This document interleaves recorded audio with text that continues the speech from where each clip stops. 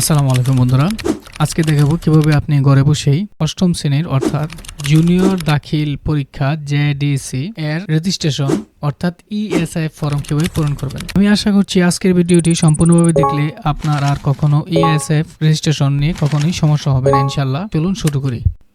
প্রথমে আপনার mobile phone বা কম্পিউটারের গুগলে যাবেন। গুগলে গিয়ে সার্চ করবেন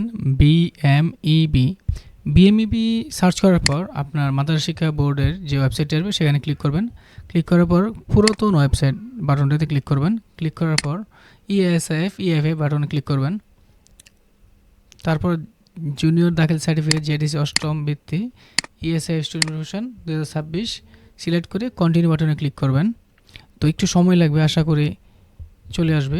তারপর আপনার প্রতিষ্ঠানে ইআইএন নাম্বারটি দিবেন। আমার ইআইএন নাম্বার 109299। তারপর পাসওয়ার্ডটি দিয়ে এন্ট্রি করে নেবেন। তো আমার পাসওয়ার্ডটি সেভ করা ছিল, সেক্ষেত্রে এসে গেছে। তারপর লগ ইন বাটনে ক্লিক করবেন। তো লগ ইন বাটনে ক্লিক করার পর আপনার সামনে এরকম একটি ইন্টারফেস আসবে। তারপর নতুন শিক্ষার্থীর জন্য নতুন এন্ট্রি বাটনে ক্লিক করবেন। সবার প্রথম কাজ হচ্ছে আপনার ছবি আপলোড করা।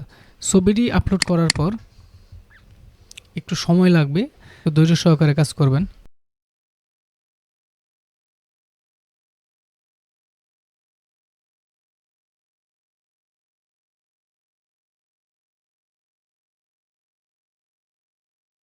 ছবি আপলোড করার পর আপনার কাজ হচ্ছে আইডি নাম্বারটা বসিয়ে দেবেন, তারপর রেজিস্ট্রেশন নাম্বারটা বসাবেন। এখানে আইডি নাম্বার বলতে রেজিস্ট্রেশন নাম্বার শেষের 6 সংখ্যাই হলো আইডি নাম্বার।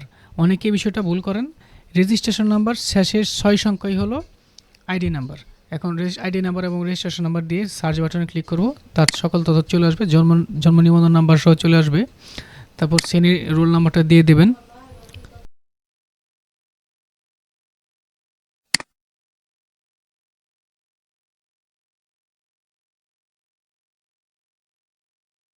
সকল তথ্য সঠিকভাবে হয়ে গেলে সেভ বাটনে ক্লিক করবেন।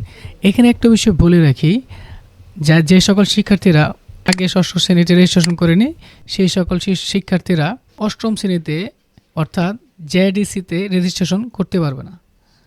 তো আশা করি আপনারা ভিডিওটি দেখে খুব উপকৃত হয়েছেন। কোনো মতামত থাকলে কমেন্ট বক্সে জানান। ভিডিওটি লাইক করুন। এই ধরনের ভিডিও পাওয়ার জন্য চ্যানেলকে সাবস্ক্রাইব করুন। দেখা হচ্ছে আগামী কোনো ভিডিওতে। আসসালামু আলাইকুম।